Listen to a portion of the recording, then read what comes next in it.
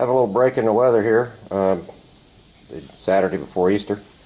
It's very nice. Temperatures mid-50s. Expecting low tonight and low 30s with snow tomorrow, about 2 inches for Easter Sunday. So I was able to come out here and do a little work. I got the steering shaft removed. It wasn't all that difficult. Getting the steering wheel off was somewhat of a bear because it rusted on, but hammer, penetrating oil, and some heat took care of that. Steering shaft gear looks like being in pretty good shape.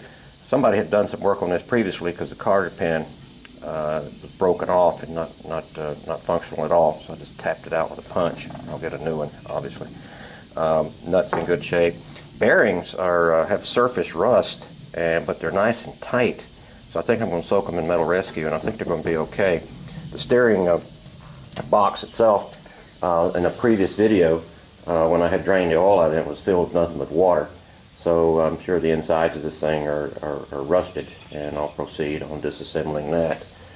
This steering shaft bracket is kind of interesting. There's a lot of rust on it. Not sure how grease even gets to the fitting. So I'll probably soak this in Metal Rescue, but I don't want to mess with it too much because it's cracked about right here. That's all for now.